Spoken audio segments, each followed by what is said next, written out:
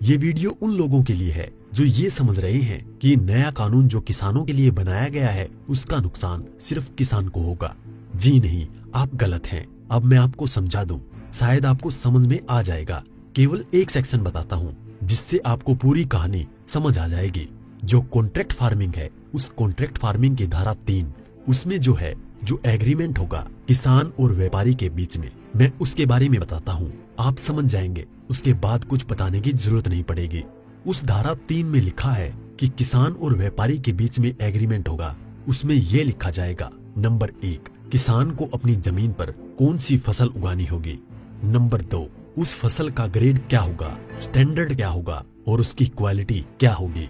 Number 3, उस फसल को उगाने के लिए जो बीज होगा, जो खाद होगा, जो कीटनाशक होंगे, जो मशीनरी होगी, जो तकनीक होगी, उसे वो व्यापारी जिसके साथ समझौता हो रहा है वो देगा।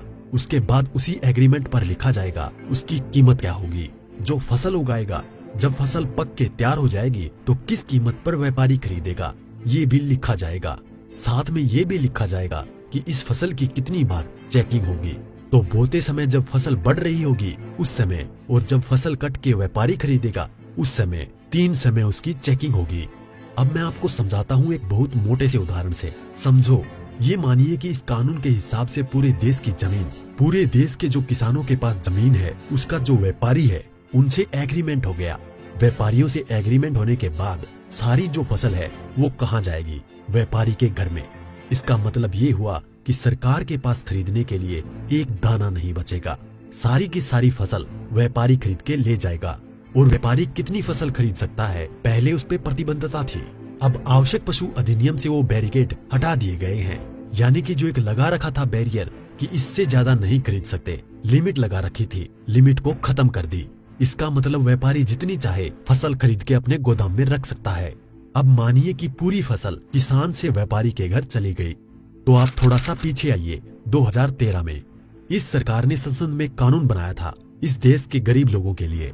82 करोड़ गरीब लोगों के लिए नेशनल फूड सिक्योरिटी एक्ट यानी राष्ट्रीय खाद्य सुरक्षा कानून के तहत 82 करोड़ लोगों को 3 रुपए किलो चावल, 2 रुपए किलो गेहूं और 1 रुपए किलो मोटा अनाज देना था।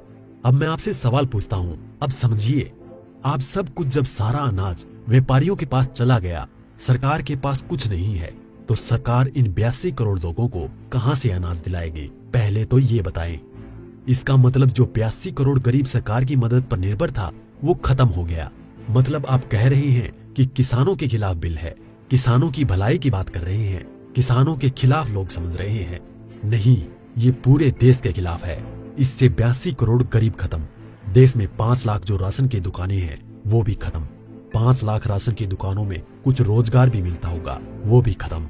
अब इसके बाद आप आ जाइए कि जब किसान को सारी चीजें, जो खाद भी है, बीज भी है, कीटनाशक भी है, मशीनें भी हैं, तकनीक भी है, वो व्यापारी जिससे समझौता हुआ है वो ही देगा। तो जो व्यापारी ये काम करते हैं, कोई खाद बेचता है, कोई बीज बेचता है, कोई मशीन बेचता है, तो कोई कीटनाशक बेचता है, वो व्यापारी भी खत्म। तो आपने व्यापारी खत्म कर दिए, गरीब मजदूर खत्म कर दिए, और किसानों को आपने बंधक बना दिया, मजदूर बना दिया, गुलाम बना दिया। कैसे? अब मैं बताता हूँ। जब किसान की जमीन पर एग्रीमेंट हो गया तो किसान चाहकर भी अपनी जमीन में मानो मक्का बोए हुए है, मक्के से एक बूटा तोड़ के नहीं खा सकता। आज की तारीख में तो खेत में जाओ और एक नहीं 10, 20, 50 जितने बूटे तोड़ के खाने हैं खाओ, खूब सेक के रिश्तेदारों को भी ले जाओ। साथ में गन्ना अगर बो रखा है, एक गन्ना नहीं खा सकता। क्यों? क्योंकि व्यापारी से समझौता है। अगर एक गन्ना टूट लिया तो फिर उसके बाद व्यापारी से लड़ते रहो, आप एसडीएम के यहाँ, एडीएम के यहाँ। मतलब ये है कि अपनी ही जमीन पर किसान अपने लिए, अपने बच्चों के लिए अगर मन करता है, जो फसल किसानों ने उगाई है, किसानों की मेहनत है, उसमें से एक दाना नहीं ले सकता। ऐसे कानून का क्या करेगा किसान?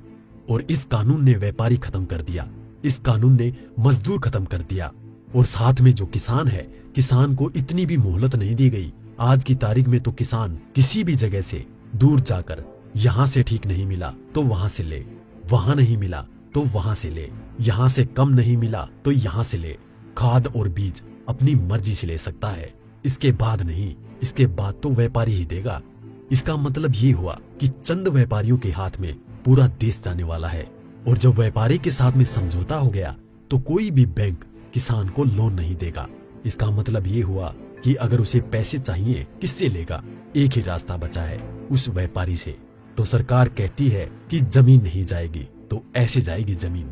और उसी व्यापारी से जब वो कर्जा लेगा, धीरे धीरे कर्जा बढ़ता चला जाएगा और कर्जा बढ़ता चला जाएगा, व्यापारी का ब्याज बढ़ता चला जाएगा।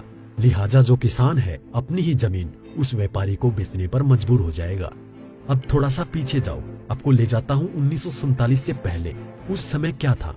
इस देश में जो साहूकार होते थे वो ऐसे ही करते थे। किसान को पैसा दिया, वो पैसे पे इतना ब्याज पर ब्याज पर ब्याज पर ब्याज किसान की पीढ़ियां गुजर जाती थी, कर्ज नहीं उतरता था और सारी जमीन जो है वो साहूकार के यहाँ पे चली जाती थी। मदर इंडिया और धर्मेंद्र जी की गुलामी जैसी फिल्में देखें आप, और अगर पढ़ना हो तो गोदान पढ़ो मुंशी प्रेमचंद जी की। पहले वो अपनी ही जमीन पर बंधुआ मजदूर बनेगा, उसके बाद में अपनी ही जमीन बेच जाएगा। ये है इस कानून का परिणाम जो आगे तक नजर आता है। इसलिए ये कानून पूरे देश को तबाह करने वाला है। अब एक चीज और रह गई, उसे भी बता दूं। जो मध्यम वर्ग के लोग जो आज रोटी खा रहे हैं, जब व्यापारी सारा अनाज अपने गोदामों में बंद कर लेगा, तो वो जो आज उसने लिया जिस दाम पे उससे 6 गुना 7 गुना 8 गुना दाम पर बेचेगा। तो जो मध्यम वर्ग के लोग जो घरों में बैठे हैं, उनको इस आंदोलन में बाहर आना चाहिए। जो अनाज, ये आटा 20 रुपए से 25 रुपए 30 रुपए किलो मिल रहा है, वो ही इस कानून के लागू होने के बाद वो आटा, वो अनाज उन्हें 50 से 6 गुना दाम पर मिलेगा। 100 रुपए, 125 रुपए, 150 रुपए किलो मिलेगा। तो असर किस पे पड़ेगा?